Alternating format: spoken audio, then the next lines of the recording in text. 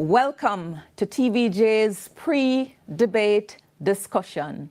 I'm Emily Shields, and special welcome to those of you watching on TVJ's YouTube channel and the various social media platforms that are available.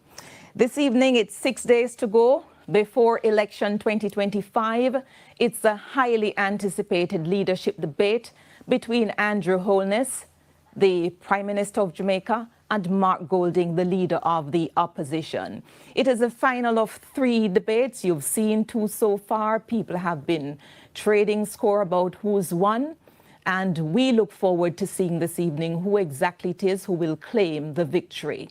So in the lead up to the debate this evening, we're going to have a look at what to expect, what do we want to see on the stage, some of the crucial issues that should arise, and you'll also hear our scorecard here this evening.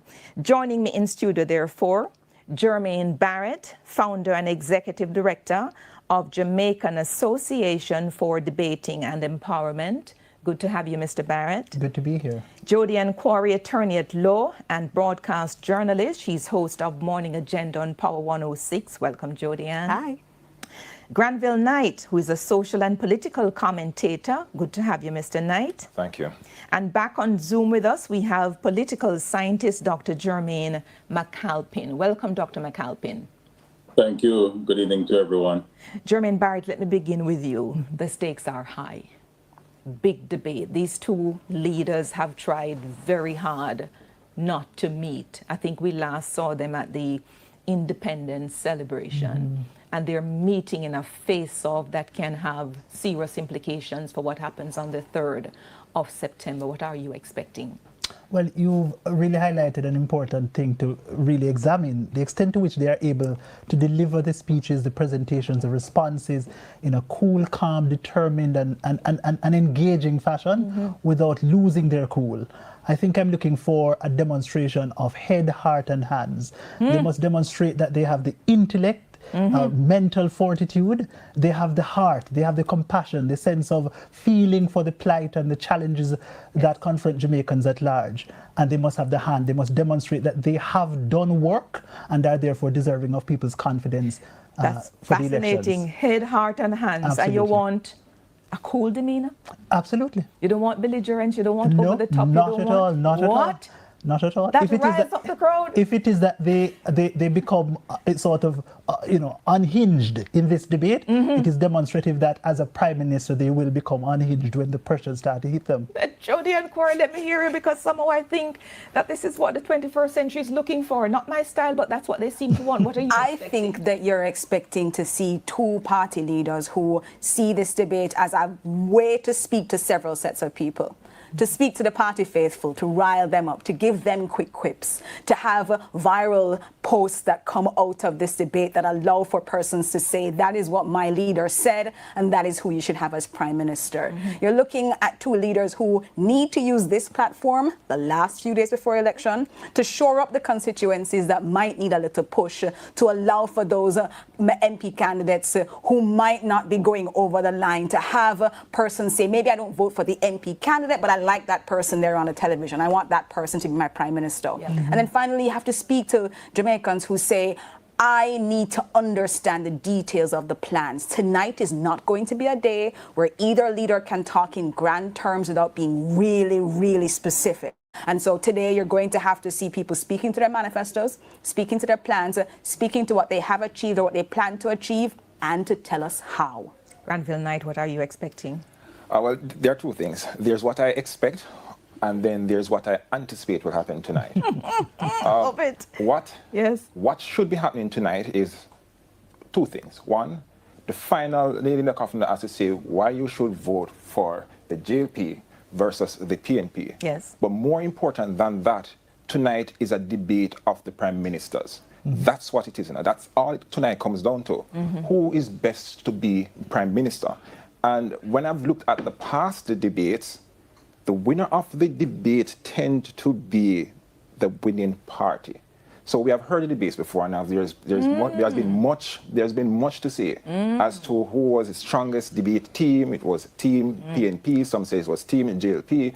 But when I look back at all the past prime ministerial debates, I found that the strongest speaker on the night, their party tend to win. Of course, we know that there are other factors, and we have been won before that. the debate. So what I expect tonight is for the prime minister, not Andrew Holness, or the Prime Minister Mark Golding, or the Prime Minister in waiting. But we anticipate that the Prime Minister for the next 4 to 5 years will showcase themselves tonight. But what will they get?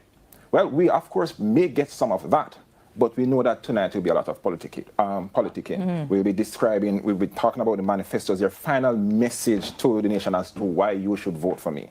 But we want substance tonight, we want content, we want structure, and we want a message that it speaks to not just the political base, the simple knowledge. We want the facts, because there are persons who appreciate the economic facts that will be presented tonight. And of course, the simple knowledge also for the simpler folks. Dr. McAlpin, what are you expecting?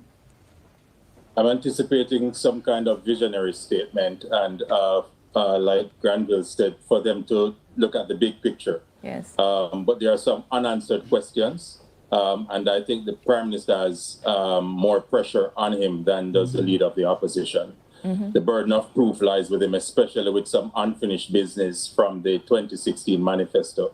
I'm looking to hear more about why some of the past pledges were not fulfilled or achieved, and how and why should Jamaica give the Jamaica Labour Party another opportunity to continue along this trajectory without some of their major promises from the 2016 manifesto not fulfilled. And so it's really the question of who is a bigger visionary, who can cast a longer shadow in terms of what Jamaica needs now in terms of leadership. This is a leadership debate, so I don't anticipate that it should go down to the kind of, brass tacks kinds of debate in terms of the ad hominem attacks. I'm hoping it doesn't. I want substance over hype. And I know Jody said some quips, and that's great. But I really want to hear what are the plans should your party win and should you become the Prime Minister. But have you been watching both of the leaders over the last couple of years? Jermaine Barrett, for example, Mark Golding is extremely talented on the parliamentary stage. Absolutely. He recalibrates for the political stage. Andrew Holness has come into his own, where he also makes good parliamentary presentations, and he's also making waves when he goes out politically. Judging from those two different personas that emerge, how do you expect that each of them will show up and face off this evening with all of the different expectations from people? Tell me how they decide what persona do I come to the stage with all of those different things coming together. I think both of them will have to demonstrate a persona that is about the average of the two kinds of personas that you just described, because they're talking to an audience that is diverse. They're talking to the sort of grassroots Jamaican. They're talking to the intellectuals. They're talking about two persons of different class and within the various stratas of the society. And so I think you will see some dipping into some conversations that are real, that are almost guttural in nature. For example, I can think of the Prime Minister talking about that old lady with whom he interacted, who said, "Prime Minister, I'm tired for carry water up on my head top," right?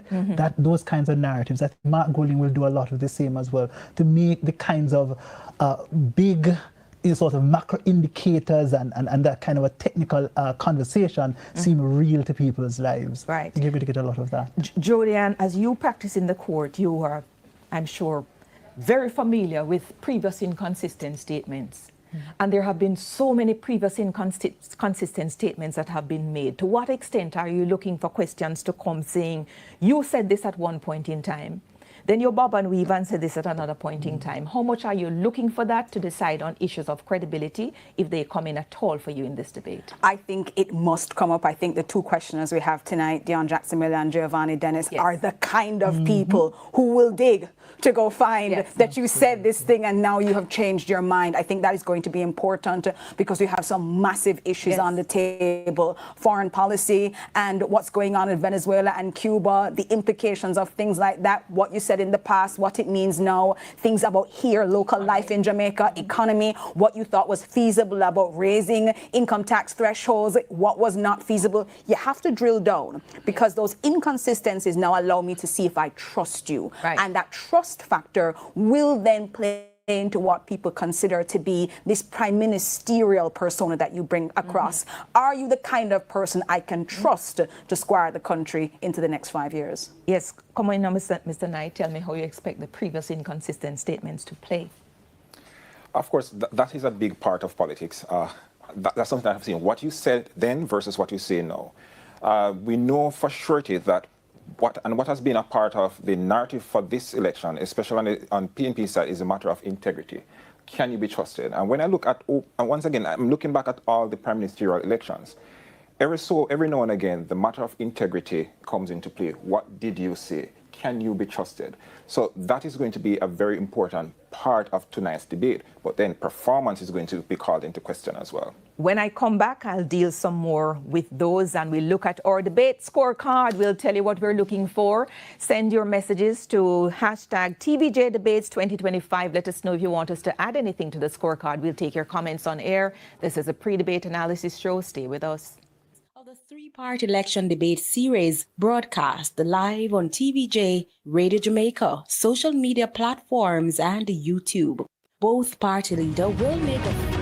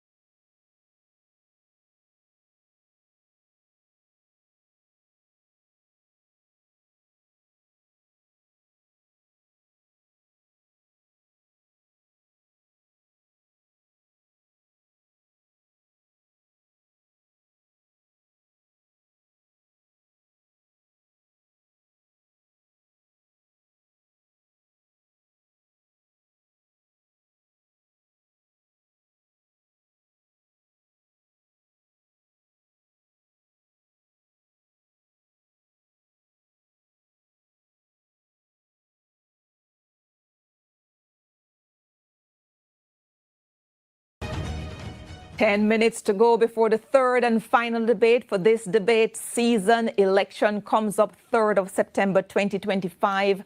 We're looking at things to expect. We'll tell you about our scorecard in just a moment. Back with Jody and Quarry, Jermaine Barrett, Granville Knight, and Dr. Jermaine McAlpin. Dr. McAlpin, before the break, previous inconsistent statements made by each of those to be on the debating stage tonight. How well do you expect those matters to play?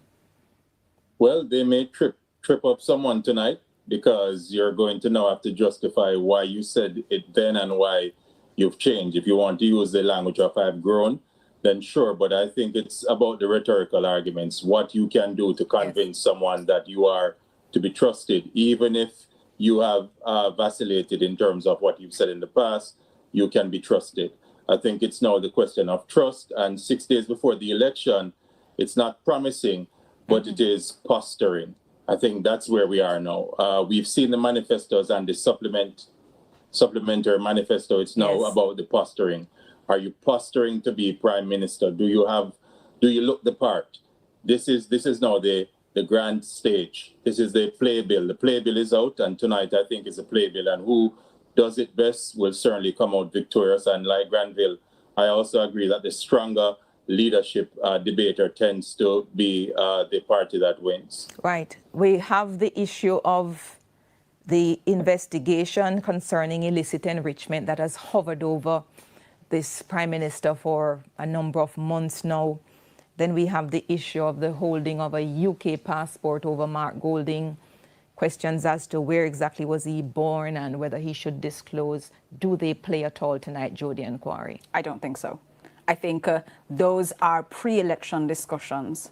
I think if they have been ventilated before, this platform is not necessarily the best place to have it, except when it comes to the accountability question of Integrity Commission. I don't think on the basis of whether or not Mark Golding is qualified or disqualified from being a prime minister, it's too late in the game right now. But the question as to whether or not the Integrity Commission's investigation continues to play a part in how persons perceive Dr. Holness is going to be something that Mark Golding is likely to speak about tonight, especially as he tries to score political points. So let me come to Jermaine Barrett. So the issue of UK passport, is that solely qualification, or does it come to integrity issue? And if so, does it play here at all for you? I think it is an attempt to implicate both, but I agree with Jody. It will not matter. It will not shift the needle either way. I think the integrity issue is more relevant, and I expect that Mark Golding will press the integrity issue very forcefully. I think if the Prime Minister's response is to beat the drum beat about Mark Golding's citizenship and so forth, again, that is a losing cause. Right. What about you, Mr. Knight? What do you think about those two issues? The UK citizenship issue is not a factor, but I can tell you, the matter of integrity will be. Looking back, once again, I'm going back in history, the 2011 debate between Simpson Miller Andrew Holness. That's right. One of her winning points for that debate was the matter of corruption and integrity, and what have you done about it? Because you have done nothing, what will you do about it, since you have said about it? So we know that tonight, that is, I promise you, that must come up tonight in tonight's debate, because it's one of the major winning points that the opposition has right now against the leading party. So our leadership debate scorecard, this is what we've made up. We have columns of 1, 2, 3, 4, 5, 6, 7 columns. We have a question. For each question, we have a sheet of paper. In one column, we have content. In the other, we have structure of arguments. In the other, we have delivery, which includes tone, command of stage. And I think Jody recommended, does the person look or sound prime ministerial? Do you have that leadership demeanor that allows us to say, this is the person that we can trust to squire now us into the next 5 years? Right. And then we have the rebuttal, which will play a big role. How do you hit but recalibrate and get to the question? And then we have the total score and additional comments. So our aim, in fact, for all of the debates, what I do, I sit by myself in a room completely away from everybody. I don't want to hear a dog bark. I don't want to know what you think. I don't want to see social media. I do the assessment in a bubble. And that's what we're going to do tonight. Take our notes here and then score and then come back. right? What about what the people, what they wear? Is that a big issue for you? Well, you wouldn't have an issue at all, Jermaine Barrett, with what they're wearing. They're all in black. They're all in black. They're all in black for you. Absolutely. Does it matter the color of the tie, Jody? What does it say to you? It does. That they choose? These are two men who are going up there now. Is it a well-fitted suit? Are you looking like somebody who doesn't look rumpled? Are you looking like somebody who's rested? Are you looking like somebody who's prepared? Yeah. Part of that demeanor and that look and that willingness and ability to lead is how are you presenting yourself now to the nation as the person that is going to be our prime minister? It's these little things that matter and add to or take away from your credibility. Yes, and as you say that, I mean, Granville Knight, the prime minister in particular, has been all over the country at all different hours of the morning. Do you expect him to come looking a bit tired, or will there be no excuse for however he looks? He needs to come to the stage looking fresh. There is absolutely no excuse for tonight. Yes. He's prime minister. He has done this before. He knows this is what his third political debate at this level. So he should come prepared. He should know what is happening. But if he's tired, that's on him. Yeah. Tonight is about image, and tonight, whether or not you're tired, you must show up as the prime minister. What if you had an emergency meeting at this or the night from and you're coming from overseas? You'd have to show up fully. So we're expecting that tonight. Dr. McAlpin, just before we throw to the Debates Commission, talk to me about what they wear. Is that a big thing for you? It's again performance and stagecraft. So I expect them to be in suits that are properly fitted. I also expect them to have the kind of posture that this is the person you want to be prime minister. So you have to look the part. All right. Come back with us at 10:30 for the post-debate analysis. Here we head over to the Jamaica Debates Commission for the big face-off between Andrew Holness and Mark Golding. Stay tuned.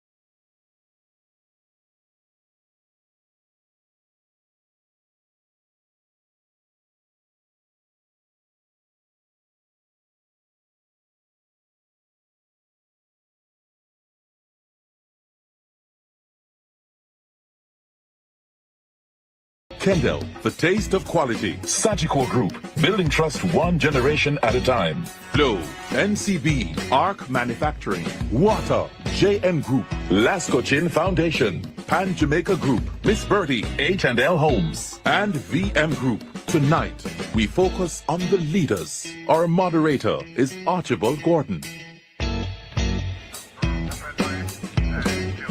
Good evening. Welcome to the final of 3 general election debates organized by the Jamaica Debates Commission, staged before a live studio audience. The debates are intended to assist in identifying, clarifying, and understanding the issues being presented in this general election campaign. This evening's debate focuses on the leaders. Members of the panel of questioners are Dion Jackson Miller, Radio Jamaica 94 FM, and Giovanni Dennis, CVM TV. Taking and presenting questions from the public is our social media editor, Amoy Harriott, from CVM TV. I am your moderator, Archibald Gordon. As is customary, the audience is not to applaud the debaters except for now, after we announce each debater.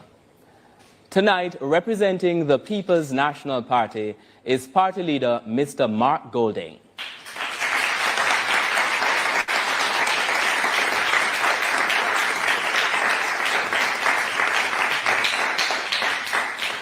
Representing the Jamaica Labour Party is party leader Dr. Andrew Holness.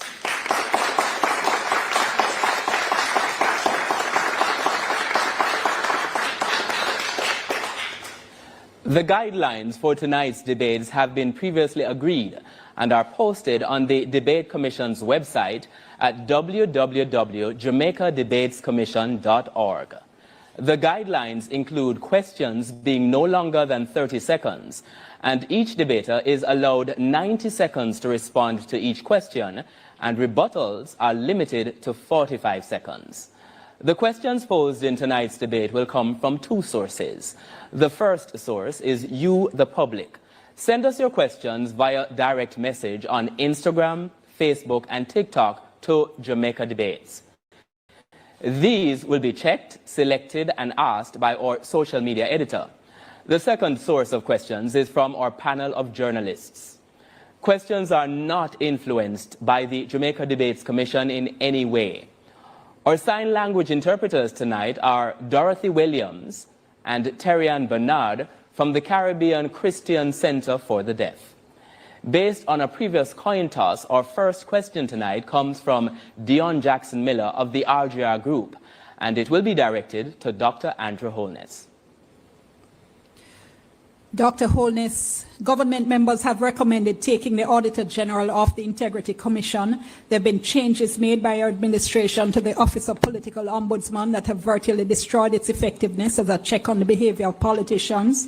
And there have been constant attacks by members of your administration on the Integrity Commission and on media and civil society groups that criticize your administration. Shouldn't Jamaicans be concerned about what appears to be a pattern by your administration of undermining oversight bodies in the public sector, civil society, and media? There is absolutely no attempt by my administration and indeed myself to undermine any oversight body. Indeed, we have acted to strengthen and make them far more efficient. In placing the oversight of the political ombudsman under the office of the Electoral Commission, that's a move to strengthen and give it far more institutional framework. I myself have been very complimentary and acted in a very dignified way as it relates to the Integrity Commission.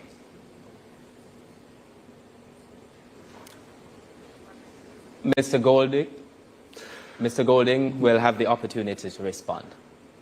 There has been a definite pattern of hostility from the Jamaica Labour Party government towards the institutions mentioned in the question, in particular the Integrity Commission, largely because it is well known that there are at least 10 members of Parliament who are under investigation for illicit enrichment, a serious corruption offence, of which the only one to be known is the one for whom a report has been completed and sent to the Parliament, which is you, Andrew.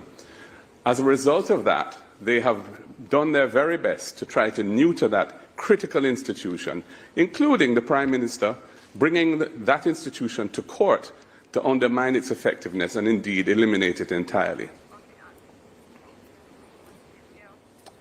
Our next question comes from Giovanni Dennis, and it goes to Mr. Mark Golding. Mr. Golding, Keith Duncan says the PNP's proposal to increase the income tax threshold to 3.5 million is impractical and impossible to fund without new taxes. Can you explain how these planned tax breaks will work without hurting the economy? The context in which we have decided to increase the threshold to 3.5 million is the hollowing out of the middle class in this country. Working families finding it extremely difficult to make ends meet. And we believe with the debt to GDP ratio having now, after 13 and a half years of belt tightening and austerity, having now reached the cusp of the target of 60% of GDP introduced into the fiscal rules in law under Portia Simpson Miller, this is a time, this year it's expected to actually, with the readjustment of the definition and calculation of GDP, this is the year that we expect to achieve that target. That will release 2.5% to 3% of GDP of additional resources, which were not previously budgeted for in the fiscal policy paper. That is more than sufficient to pay for our entire program, including the $3.5 million increase to 3.5 million of the tax threshold, which will make our civil servants and our middle managers, and indeed most of Jamaicans who are presently suffering under the high burden of the cost of living, have money that they can spend, they can fix up their homes, extend their homes with a room, buy a car if they don't have one, pay down debt where they may be in arrears. It is necessary to preserve the country from brain drain and to keep the society intact. Dr. Holness now has the opportunity to respond. The hollowing out of the middle class is an act of the PNP. They totally decimated the middle class.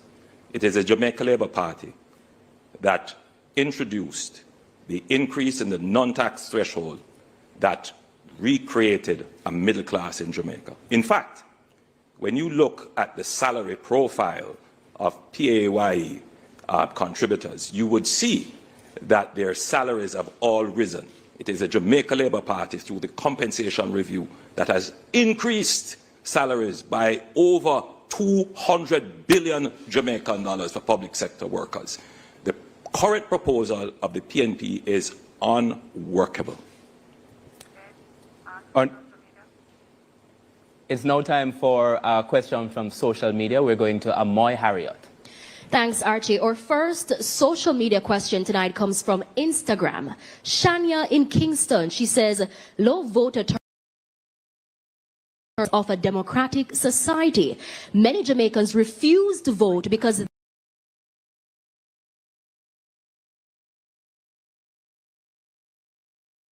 voters. And if elected, how will you hold politicians accountable for offenses against the people?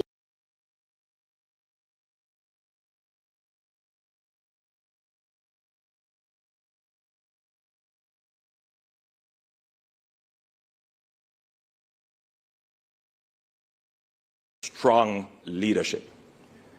From my position as Prime Minister, I have taken action against any member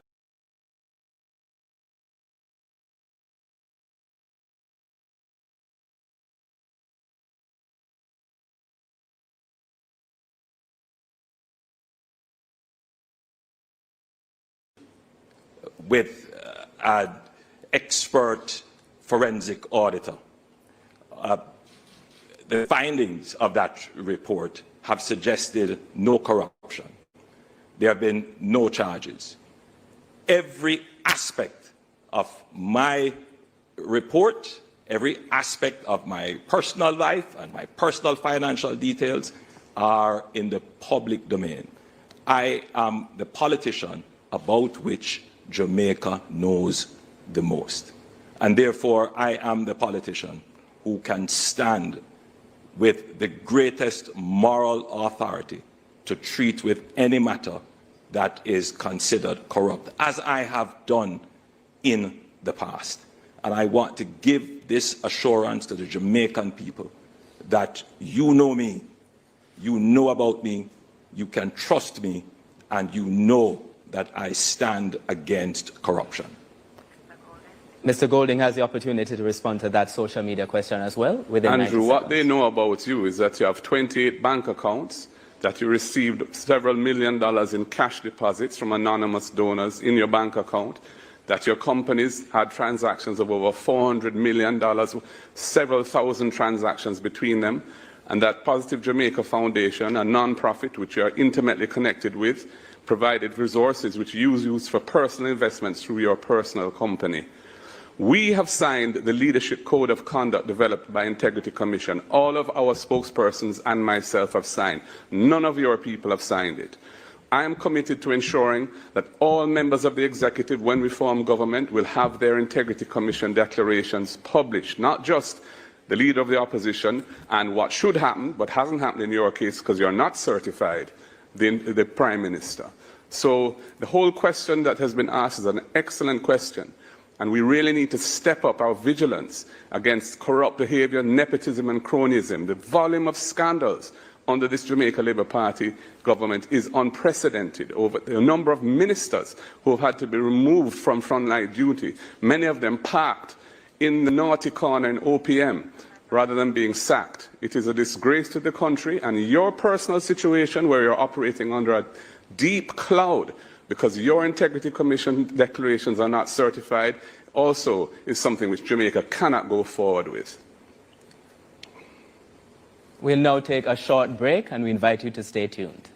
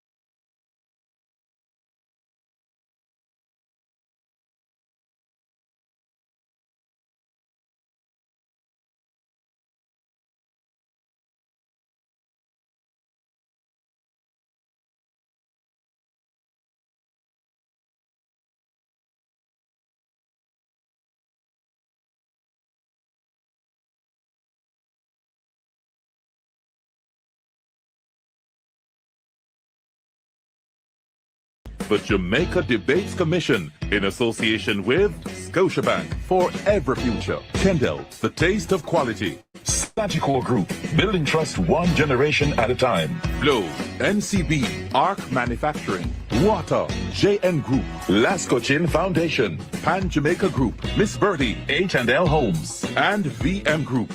Watch, listen, decide, vote.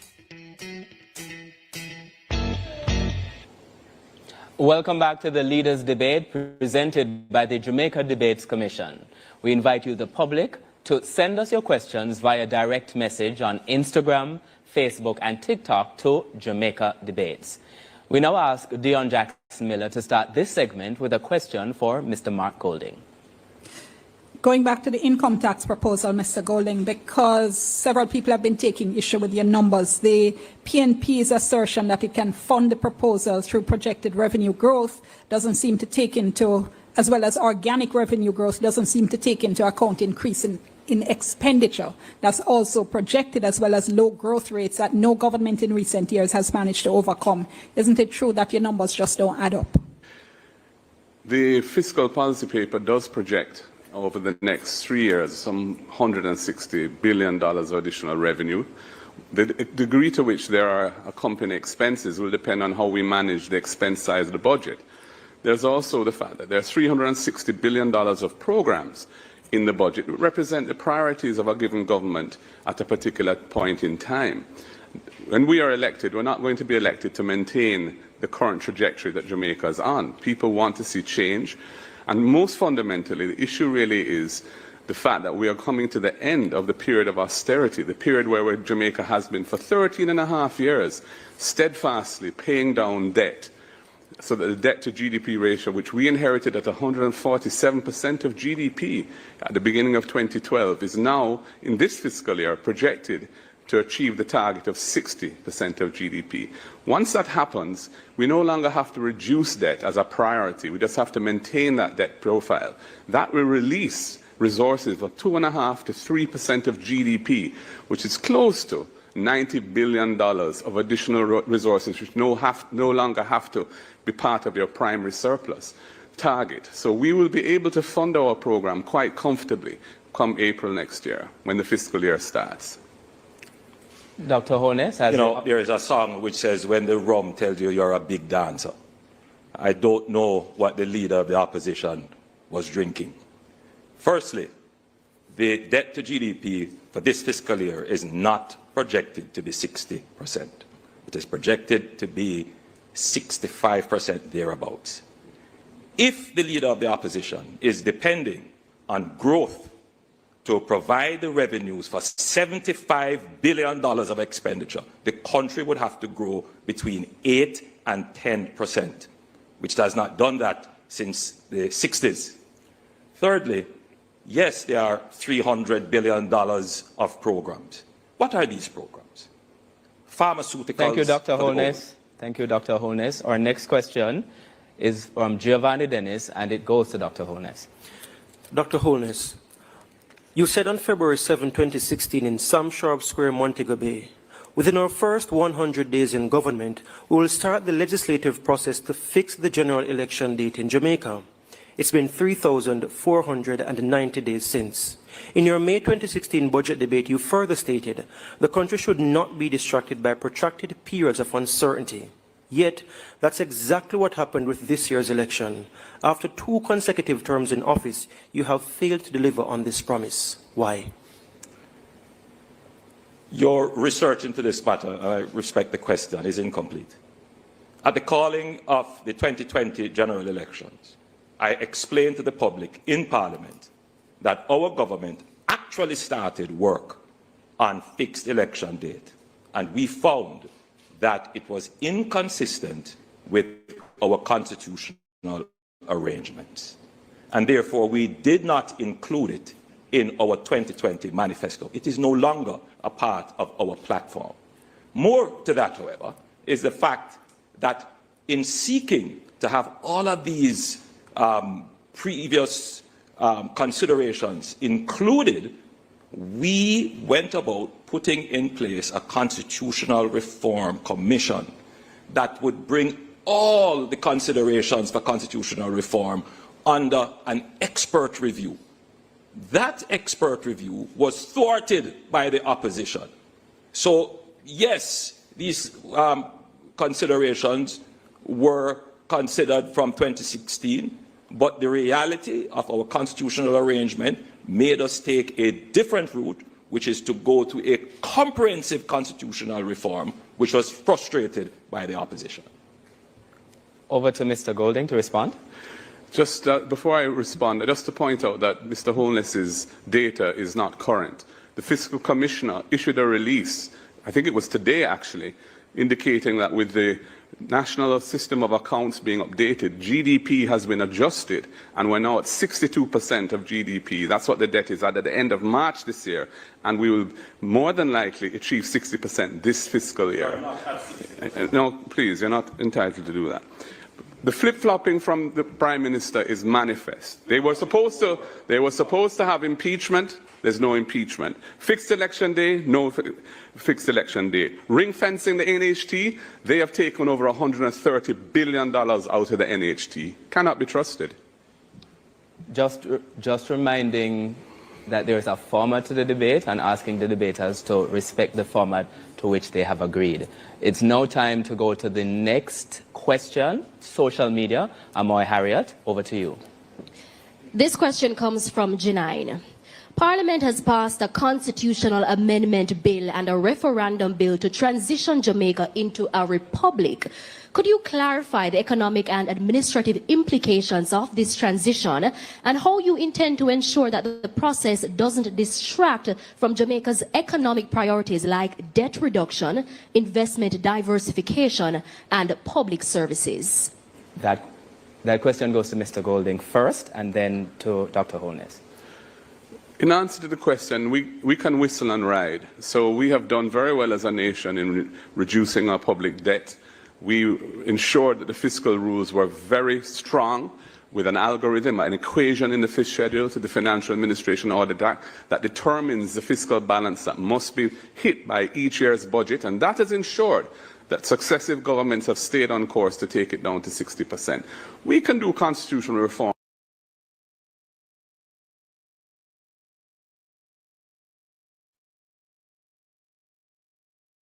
Critical issues, and we have achieved that consensus yet on the critical issue of decolonization, in particular our final court, which is now the Privy Council, the King's Court, that makes orders in the name of the King, as opposed to the regional court, which has been established, the Caribbean Court of Justice, which Jamaica helped to design, helped to fund, and which has developed over the last 20 years a reputation for independence and excellence. There are aspects of the bills that are in Parliament now that we have big problems with. In particular, the fact that effectively it will allow the Prime Minister to appoint the President, because a simple majority of both houses will do it if we do not agree who that person is. I think that is wrong. I think that the President of the country must command the trust and confidence of both sides of the political aisle, and indeed the wider public. Dr. Holness? To be clear, the bills before Parliament do not give the Prime Minister the ability to appoint the President. We are the party that have advanced the greatest, the process of repatriating our sovereignty. I am a Jamaican through and through, and I want to see my country's sovereignty represented by a Jamaican.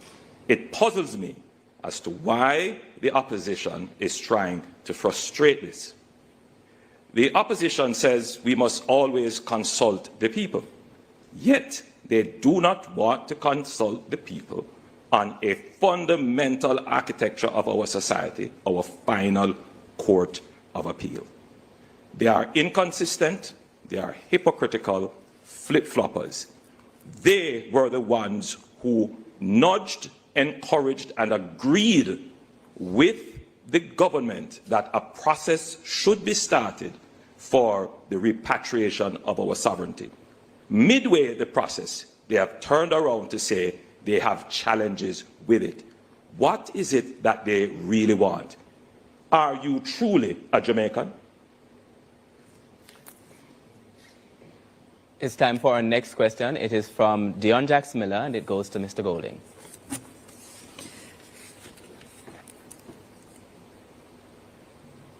Mr. Golding, the PNP is promising a tax break for small businesses for the first 3 years of formally incorporating, as well as a raft of other targeted tax relief measures. How do you respond to criticisms that your tax plan reintroduces inefficiencies, tax avoidance, and corruption into the tax system that have been eliminated over the past 15 years?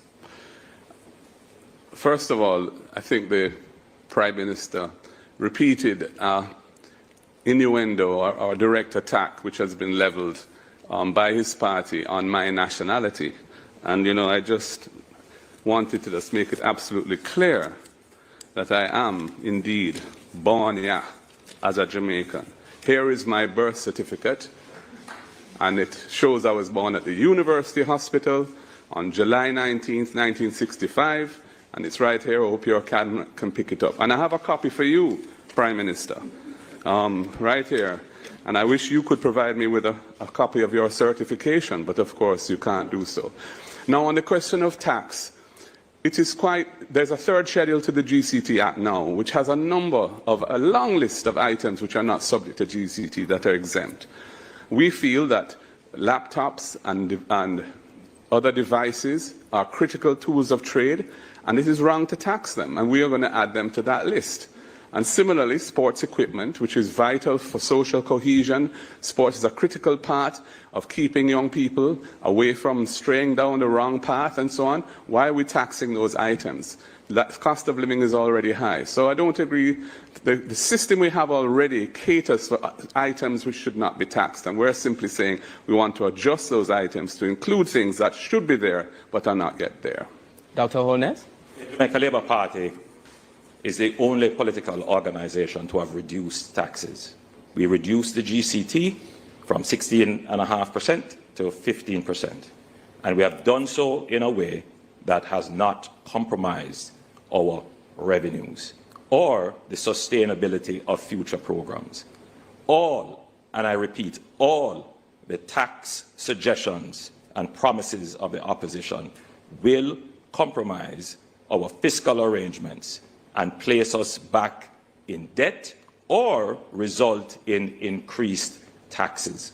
The best way to provide social services is to identify the persons who need it. Thank you, Dr. Holness. Our next question is from Giovanni Dennis, and it goes to Dr. Holness.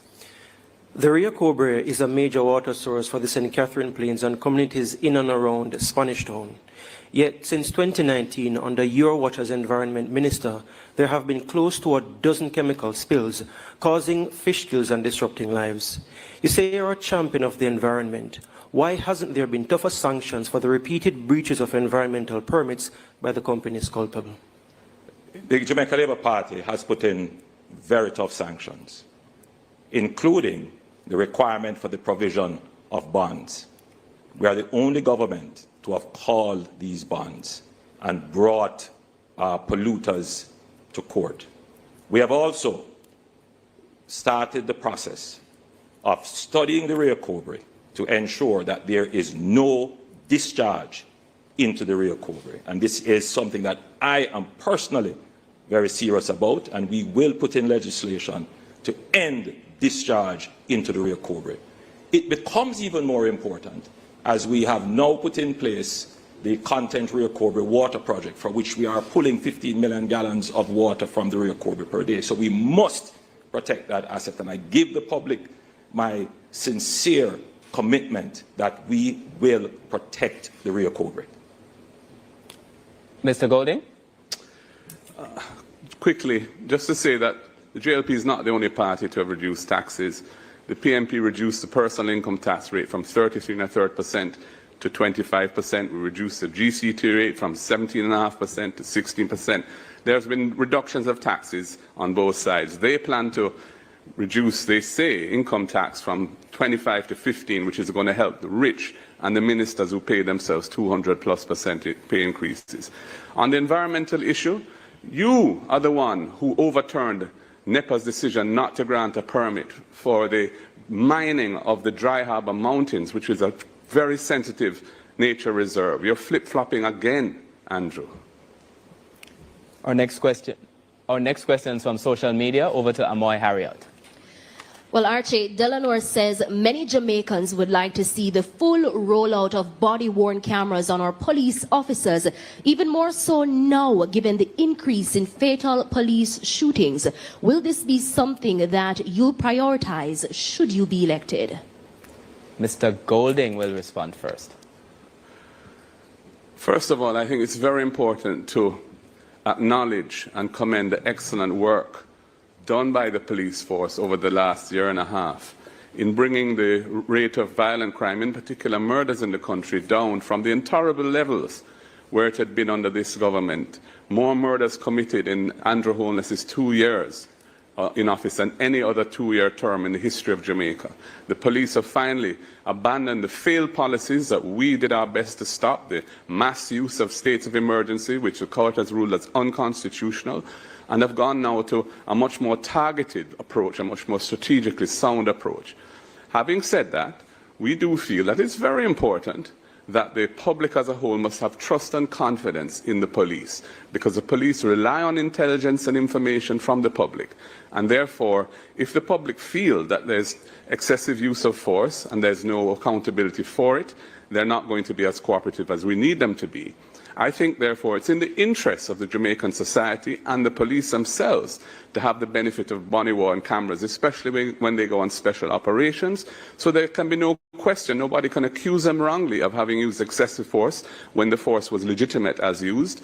And to the extent that there may occasionally be an excessive use of force, the persons are held accountable for that in accordance with the law. That's what the rule of law requires. Dr. Holness? The government is already in the process of procuring and acquiring body-worn cameras. Several thousands of them are under procurement and will be deployed shortly to the police force. We consider this as absolutely important in giving confidence to the public regarding the actions of the police force. And the police themselves want to have these cameras as protection for themselves. Interestingly, however, the leader of the opposition states that the states of public emergency did not work. Now, murders under the PNP increased to over 1,000 murders in 1997 and remained there for over 30 years. It is the Jamaica Labour Party in 3 consecutive years that have reduced murders by 55%. The states of public emergency worked. The states of public emergency were supported by the PNP when Peter Phillips was the leader of the opposition, and it reduced murders by 27%. Since we did not have the cooperation of the opposition, murders went up. A question must be asked: who is responsible for the increase in murders when there was a tool that could have saved lives? It is a serious question. No, Giovanni Dennis has indicated that he would like to ask one of his 2 follow-up questions. I believe that question will go to Mr. Golding. Mr. Golding. Mr. Golding, I want to go back to the matter of your dual citizenship. It took days for you to confirm that you held dual citizenship and weeks for you to renounce it. Why didn't you acknowledge the issue upfront, and why should Jamaicans believe you will be forthcoming with them on any issue, even if it's uncomfortable in the first instance? I didn't hesitate to acknowledge dual citizenship. I was born in Jamaica. I had a British father, and I inherited British citizenship by descent from him. And that's lawful under the laws of Jamaica, and indeed parliamentarians in Jamaica are permitted to be dual nationals. I therefore didn't consider it to be something which was problematic. However, when it was raised last year and politicized, I decided I want to know what the Jamaican people felt about it, because I thought really my response ought to be driven by them. We did an internal poll. It showed that a majority thought I should renounce, and so I did. And I renounced my British citizenship in August last year. Dr. Holness, rebuttal. You know, this is a strange one. A man who wants to represent his country must choose his country. He doesn't need to ask anyone. He should choose. And that's why we say we choose Jamaica. It is indeed of concern that it was not until your 40s, when you were becoming a minister of government, that you sought to have a Jamaican passport. It is not your birth that makes you Jamaican. It is the choices you make for your country, including supporting a process that would make a Jamaican head of state here, including getting a Jamaican passport. Our next question is from social media. Over to Amoy, and that question will go to Mr. Golding.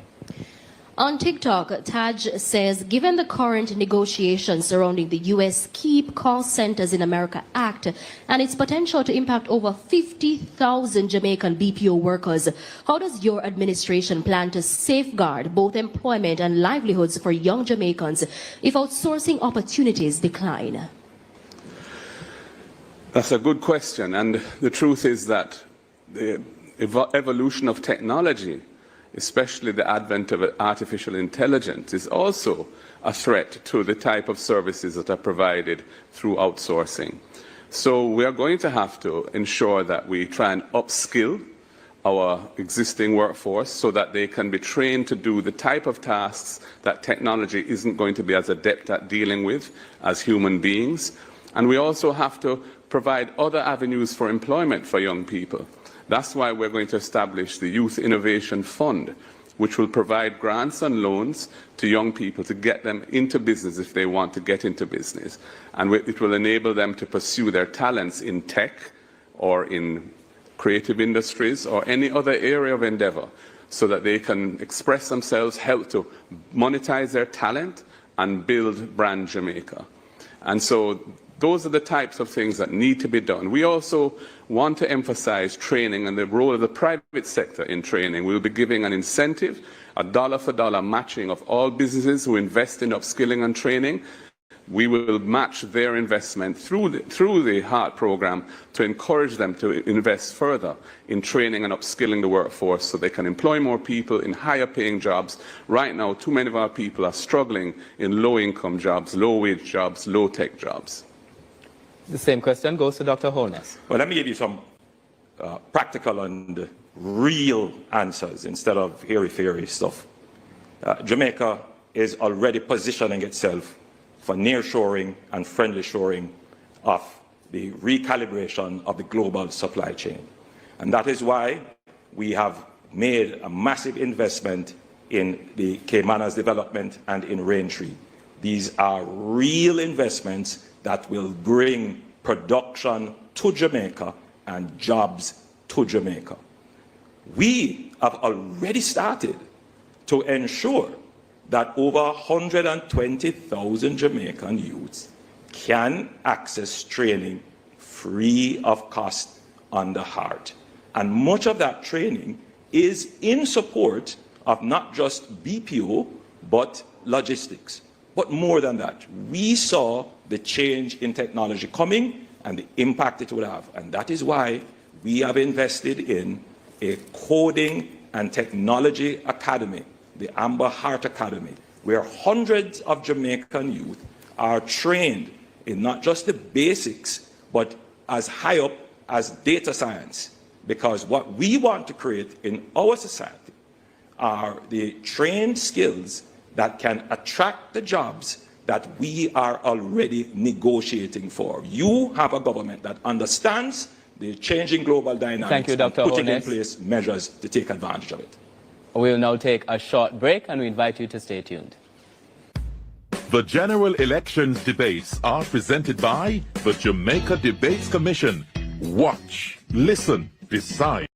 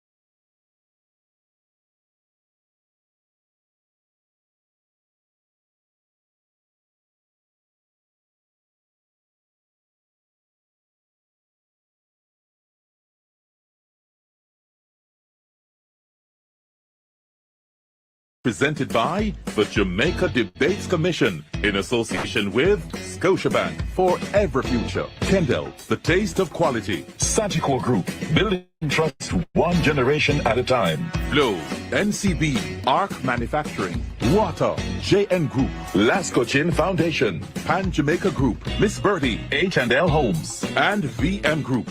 Watch, listen, decide, vote.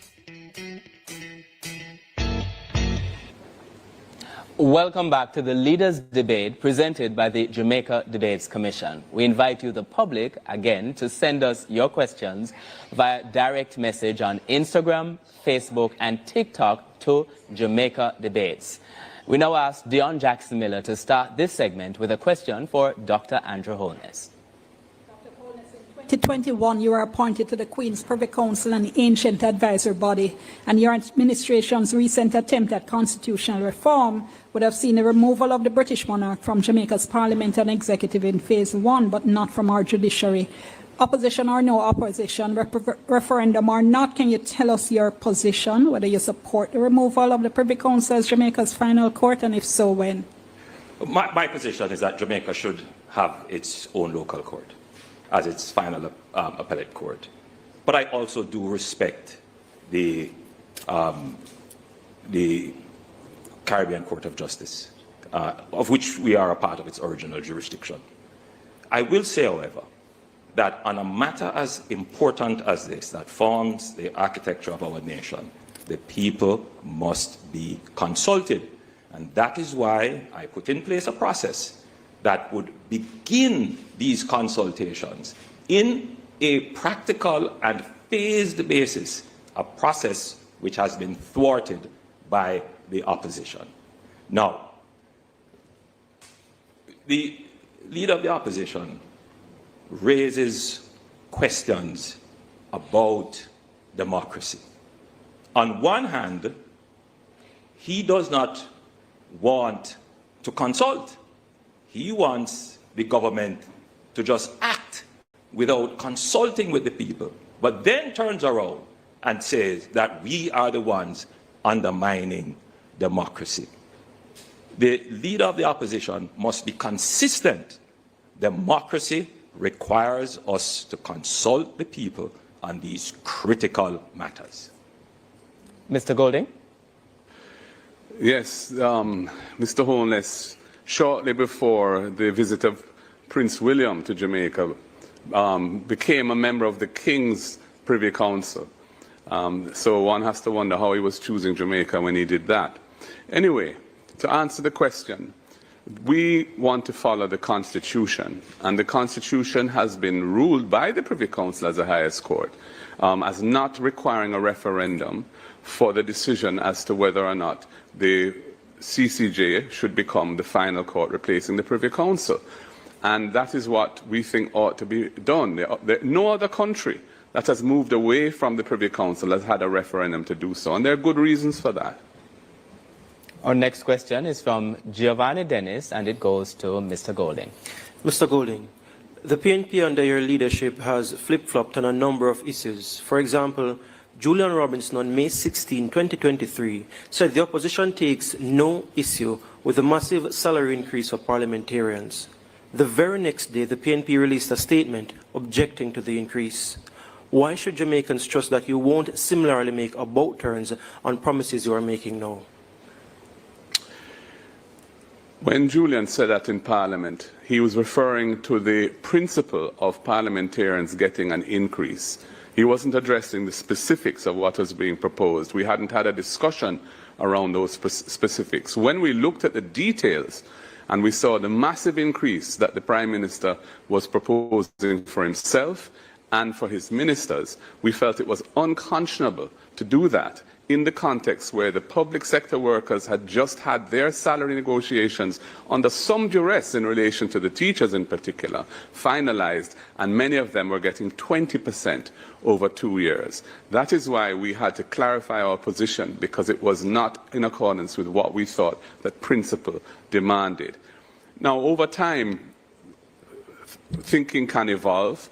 People change their positions on issues. So, for example, we are looking at this whole question of the 3.5 salary, the $3.5 million threshold increase. And we've seen where, as the debt target is achieved and resources can be released, it can be afforded. We weren't calling for 3.5 2 years ago, but we see that the need, inflation, etc., have happened. Cost of living pressures are there. Our evolution, our thinking has evolved, and we think that this is the right thing to do now, and we're committing ourselves to it. So, you know, I don't think the criticism is justified. Thank you, Mr. Golding. Dr. Holness now has... I have to call out that the leader of the opposition is telling lies. Julian Robinson stood in Parliament and said he supported the increase. Clear, and the tapes are there. Secondly, he calls the increase unconscionable, yet he takes it. I, Andrew Michael Holness, did not take it. The option was available to him as well. I chose not to take it. The leader of the opposition says, I have 28 bank accounts. That is absolutely not true. The report of the Integrity Commission includes accounts that are closed, accounts that are dormant, insurance accounts, and investment accounts. Thank you. They have weaponized Thank you, Dr. Holness. Our next question is from Dion Jackson-Miller, and it goes to Dr. Holness. Dr. Holness, in your 2016 manifesto, you said, quote, will make it mandatory that the appointment to sensitive posts be approved by a 2/3 majority in each House of Parliament, thereby requiring consensus between government and opposition. Now, the posts identified included the Office of Director of Public Prosecutions. Not only did you not implement this, but you disregarded the opposition's objections in the case of the recent extension, which led to a court case. Wasn't this a betrayal of the principle of bipartisanship that you had been proposing 9 years before? Absolutely not. And indeed, in some instances, there are parliamentary review of sensitive positions.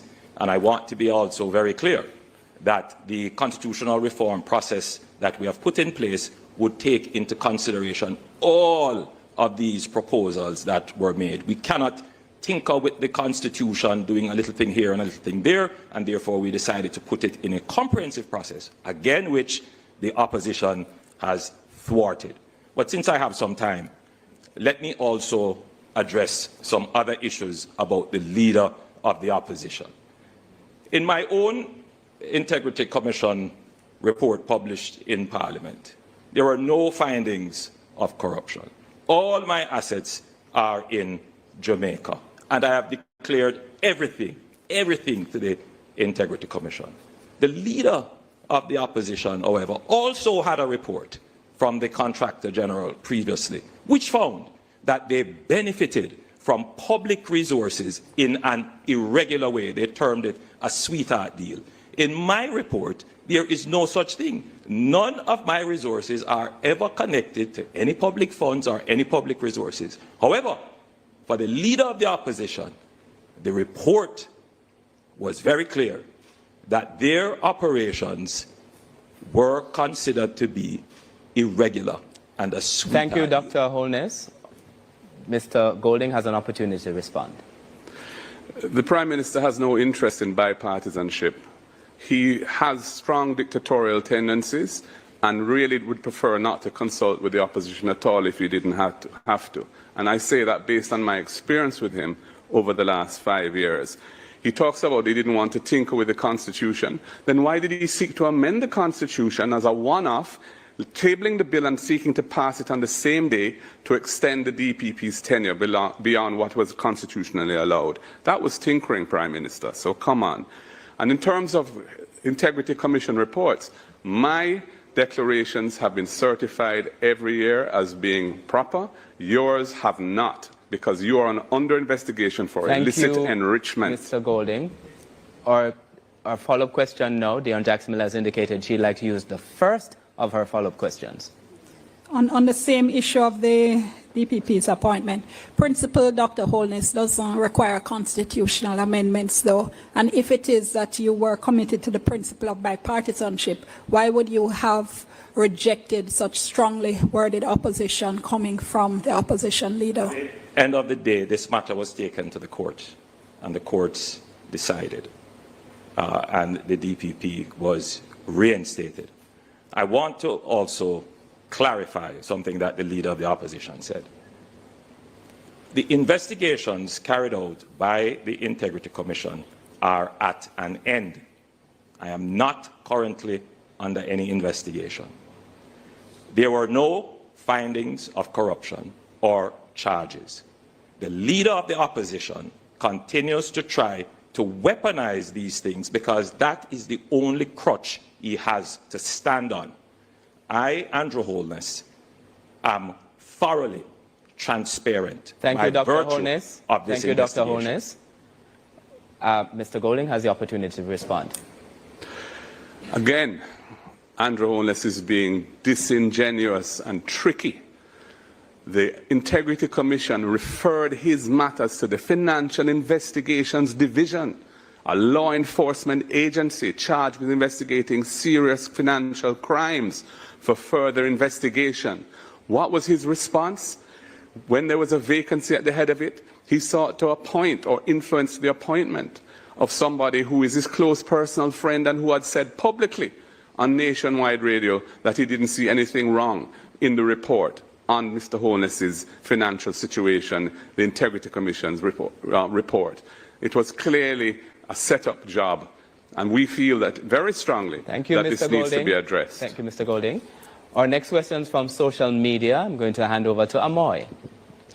Malik on Facebook says, many Jamaicans feel the economic growth that's been reported hasn't lowered their grocery bills or electricity costs. How do you measure economic success beyond the statistics? Dr. Holness has the opportunity to respond first. The first measure is income. And 280,000 jobs have been created in Jamaica, which means that more Jamaicans have income. There is a rise in income. Let's look at the minimum wage. The Jamaica Labour Party government has tripled the minimum wage. So there are more Jamaicans earning more at the lower levels of our country. Further, access to basic amenities. 350,000 Jamaicans have access to potable water, and in our next term, we will ensure that the 900,000 Jamaicans which now don't have reliable or full access to water will have access to water. Transportation, public transportation. We have done an amazing job in reducing bus fares and increasing the convenience and efficiency of public transportation, including implementing a rural bus fare system. On electricity, we have reduced the GCT on electricity, a promise made by the previous government and not kept. We have done it in a sustainable way. But more importantly, we have not placed any new taxes on the people of Jamaica since our government has been managing the fiscal affairs of this country. Mr. Golding has an opportunity to respond. First of all, I think the question is sound because statistics don't tell the full picture. Jamaica's competitiveness has been falling, yet they say that we have record low unemployment. Several 100,000 Jamaicans are outside the labor force and are not measured for that purpose. And indeed, you're regarded as being employed if you're employed 1 hour a week. 55% of Jamaicans are suffering from food insecurity. That is what the United Nations says, the FAO, which is an agency of the UN, says. 55% of Jamaicans are not getting adequate nutrition. That is not consistent with prosperity or low poverty rates or low unemployment rates. As for transportation costs, those are extremely high for many Jamaicans, which is why we want to introduce the RIDE program, a subsidy for rural children to help them to get to school in an affordable way. It's $10,000 per child who needs it in each family. So if you have more than one child, each one of them would qualify for this, because we recognize that that is one of the causes of absenteeism in schools at the moment. As for electricity, the rate and cost of electricity under this government has gone way higher than where we left it at 23 cents per kilowatt hour. Now it's over 40. And as for the GCT, they are providing a subsidy at the moment, but they haven't said for how long, and there's no commitment to keep it on. Thank you, Mr. Golding. We are now going to be taking a short break, and we invite you to stay tuned. The general elections debates are presented by the Jamaica Debates Commission. Watch, listen, decide, vote. Every generation brings new hopes and ambitions. For 55 years, Sagicor has been helping Jamaicans to realize their dreams. As we celebrate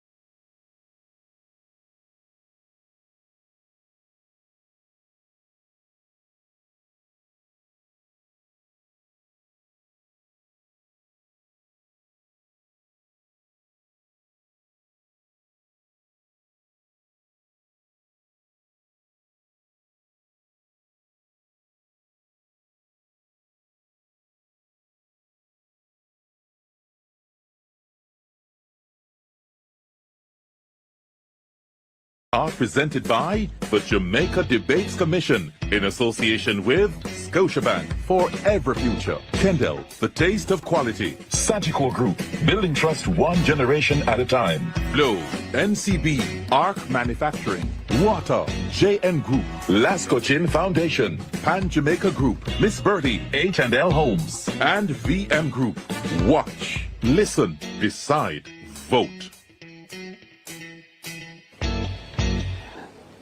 Welcome back to the final segment of the Leaders' Debate presented by the Jamaica Debates Commission. We invite you, the public, to send us your questions via direct message on Instagram, Facebook, and TikTok to Jamaica Debates.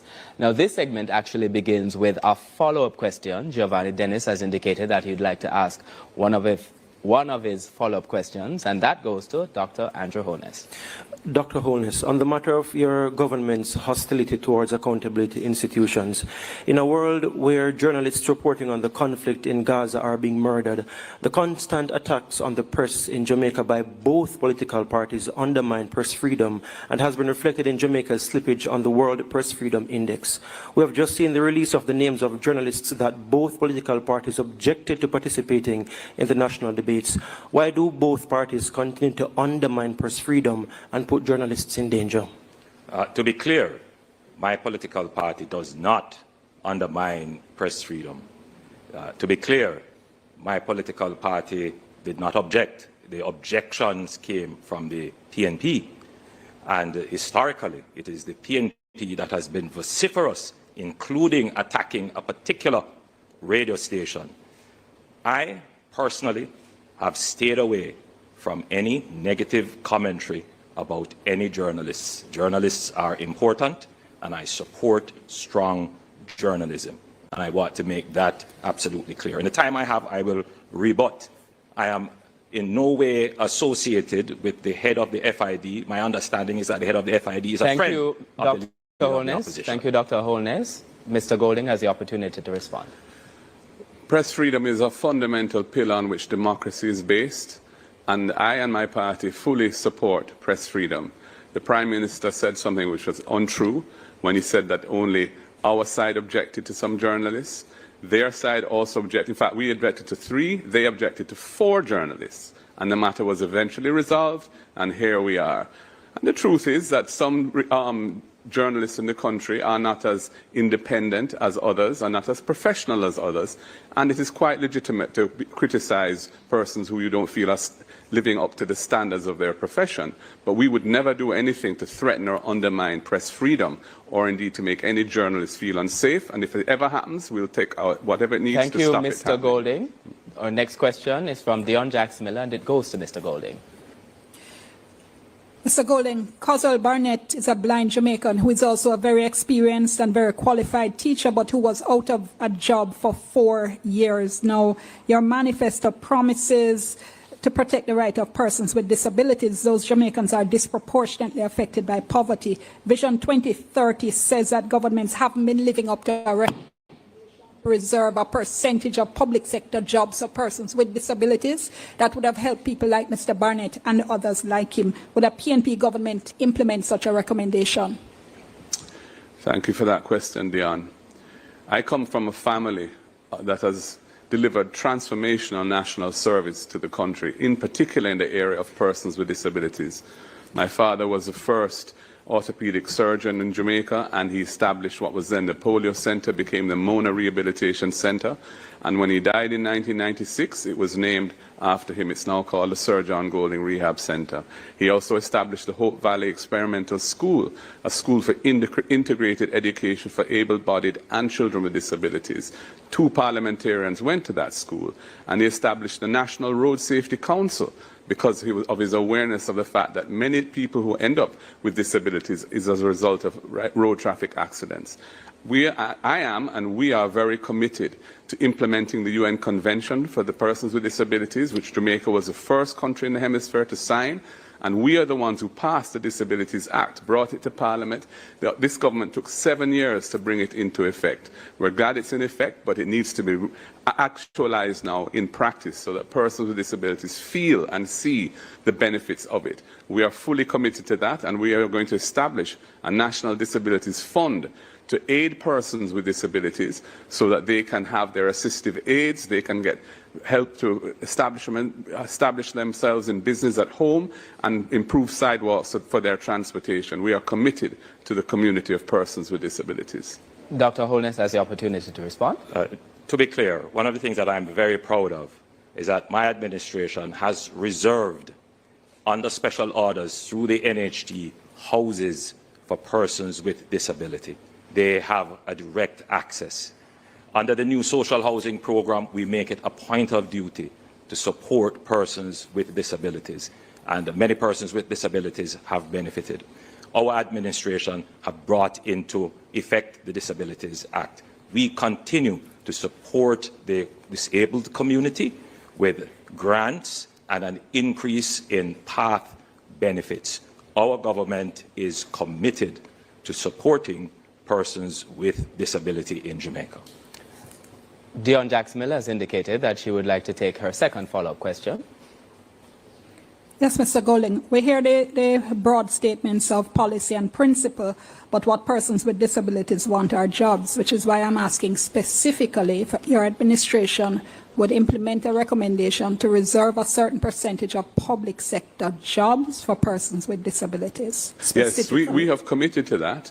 Across MD&As, ministries, departments and agencies, that we would like to see quotas or an allocation for the disability community to have the benefit of employment opportunities in the public sector. But we also recognize the need to ensure that those who have the capacity to deliver services or to make things at home are empowered to do so. And that's why we have the National Disabilities Fund, which we will establish to help them to get a start in life in the area of business and fulfill their talents and monetize their talents so they can uplift themselves and their families from their homes. So yes, we're fully on board with the idea that you mentioned, Jan. Dr. Holness, to rebut. Most definitely. We will do that, and we will do more.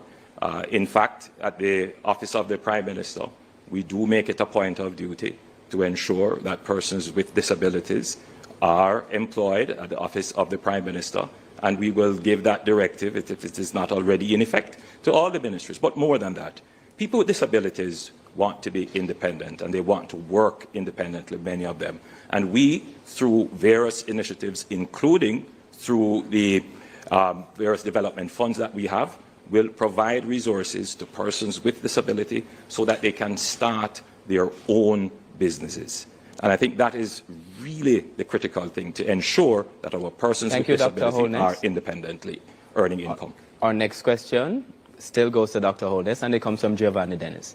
Dr. Holness, communities like Charlemont, Birdsucker, Acadia, and many others across the corporate area have complained and have taken the government to court for inadequately regulated developments. Justice Hart Hines, in a 2021 ruling, said the KSAMC and NEPA have been dilatory in their mandate to enforce local planning laws and regulations. In December 2021, he said work was being done to restructure the entire approval process. Yet the issues persist. Why isn't more being done to force the KSAMC and the NEPA to do their jobs to enforce the building regulations? When that comment was made, the situation was as you have said.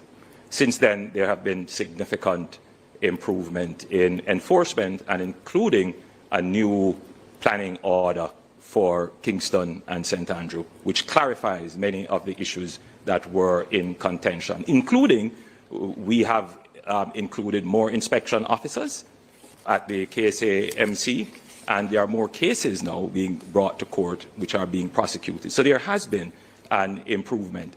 However, I believe that there is still much more work to be done in terms of increasing the enforcement capabilities. And yes, there are some legislative changes that need to be clarified, particularly as to how titles are issued and how densities are approved. Mr. Golding has the opportunity to respond. Since the People's National Party assumed the leadership in the council of the KSAMC, the new Mayor Andrew Swaby has been pursuing internal governance reform, including persons from outside, to try and improve standards and processes, make them more transparent and effective, so that the citizens of the corporate area can expect higher levels of governance. I think it's unfortunate that in the case of Mr. Holness and his wife, they are in the business of real estate development, or certainly she is, and that presents serious conflicts of interest which have manifested themselves in some of their own schemes that they have developed. I think we need to have rules which preclude that kind of activity so that there's no question of conflicts of interest. We've come to the point in the debate when the debaters get an opportunity to ask each other questions. We begin, we invite Mr. Golding to ask a question of Dr. Andrew Holness. Mr. Holness, the Integrity Commission, in their court filing in the case that you brought to try and strike down the act and eliminate the offence for which you are being investigated, have said that you had money in the Ponzi scheme Olint and you got it out, while others suffered losses. You had money in Cash Plus, another Ponzi scheme where people lost lots of money, you got it out. And of course, you had money in SSL, and you were able to withdraw your money before it collapsed. In fact, I would say the only person that Usain Bolt has not been able to catch up with is you. And I want to ask you, how do you think and why do you think the people of Jamaica should trust you to be in charge of the governance of the country for a third term with that track record and with that cloud hanging over your head? The leader of the opposition is a liar and cannot be trusted. I lost money in Cash Plus and Olint. However, the PNP accepted and received $1 million from Olint. He has no credibility to talk about Ponzi scheme. They benefited from the Ponzi scheme to fund their election campaign. He questions my wife's integrity about development. My wife and my family are hard-working Jamaicans. We started off with taxes like many other Jamaicans, and I have worked hard. He has sought to weaponize that. But the people who receive me when I go into the country, they say, Andrew, don't worry. No weapon formed against you shall prosper. Mr. Golding, your rebuttal. I've made the point that for the Prime Minister and his wife to be in the real estate business when so many of the agencies of government which regulate that business fall under his Ministry of Economic Development and Job Creation creates the possibilities for conflicts of interest, and I stick by that position. We now invite Dr. Andrew Holness to ask a question of Mr. Mark Golding. The leader of the opposition speaks about integrity and trust. He was an advisor to a former Minister of Finance that put in place a policy of high interest rate, for which he acted as a broker for the government to invest loans and bonds for which he received a commission of high interest rate, to the point where one of his members described this as the greatest transfer of wealth from the poor to the rich. He, the Toponaris lawyer, has made billions of this, yet he does not disclose this in his integrity report. In fact, he doesn't even have a house in Jamaica. How can we believe you? And do you have assets in overseas companies for which you have not disclosed? I've disclosed all my assets, and that's why my Integrity Commission declarations are certified. Your allegations are scurrilous and false. You made reference to DB&G, although you didn't call the name. DB&G was established in 1992 as an investment firm by 3 young Jamaican entrepreneurs. When the financial sector meltdown occurred some years later, and FinSAC was established as a response to try and protect the savers of this country so they didn't lose their money in their deposits in the banking system and their pensions and so on, DB&G, like other financial firms at the time, had to navigate that carefully to survive. We eventually were approached by a leading international bank Scotiabank, who did a thorough due diligence on the company. It's a listed company where we were a listed company from inception. Our audited financial statements are public. Our quarterly financial statements are public. They looked at us inside out and upside down, found nothing, absolutely nothing untoward, and they bought the company. And we have nothing to hide on when it comes to DBNG. I would say, why is your government, having spent $200 million on this Commission of Inquiry into FinSac, hiding the FinSac report? Is it because you and your wife bought a house from somebody who had been FinSacked?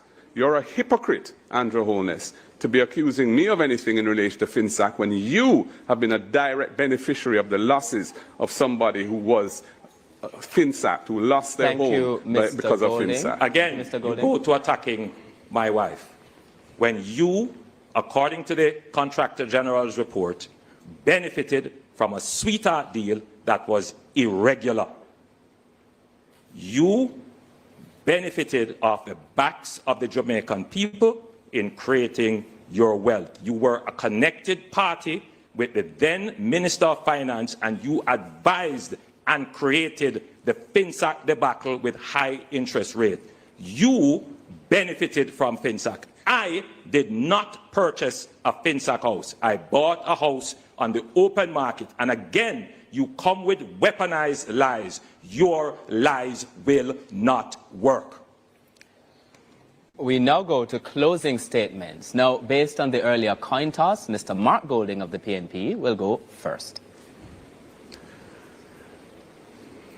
The general election next week, Wednesday, presents a historic opportunity for the people of Jamaica.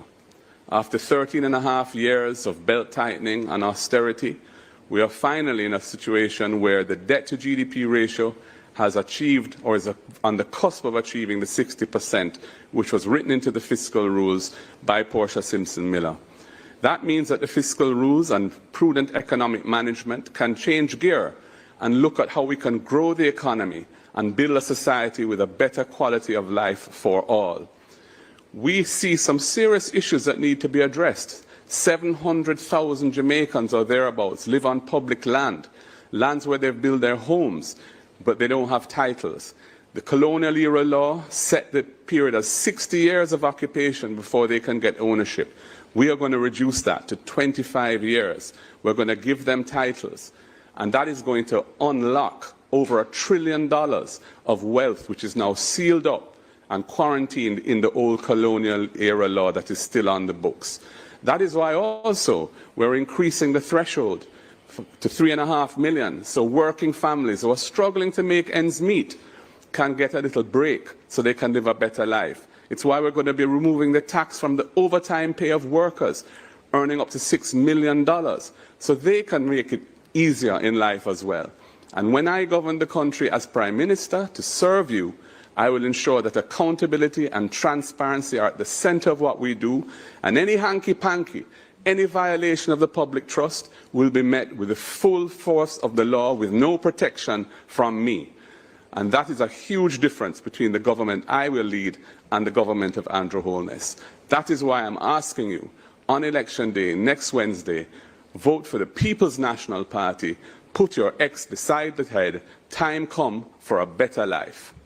We now invite Dr. Andrew Holness of the JLP to go ahead with your closing statement. The administration that I lead on your behalf has cut the debt in half. We have created 280,000 new jobs, brought in 85,000 persons into the labor force. We have tripled the minimum wage. We have cut murders by 55% over the last 3 years. You have had no new taxes to worry about. This administration has taken on the previously thought of impossible to solve problems, and we have solved them. We are an administration of performance. In our next term, our pensioners who have worked so hard will get a break. Those earning $6 million or below will pay no income tax. We will give a new income tax rate, which will be graduated, which will see everyone paying lower taxes. You will see 60,000 more houses being brought on the market, with 15% of them dedicated to young people. We will give incentives to developers to build houses for young people. You will see a new transportation system for rural school children coming into being. You will see more work being done on reducing electricity. Our government is a government of performance. This election is about a clear choice. Promise or performance. That's what it is. You have to make a decision. Who can deliver? It is this administration that has taken on the difficult problems, and we have delivered for you. I ask you on election day to vote for what is best for Jamaica. Vote for a government that performs. Vote for the Jamaica Labour Party. Thank you. Thank you, Dr. Holness. Thank you, Mr. Golding. In the good spirit of the debates, we now invite Dr. Holness and Mr. Golding to shake hands.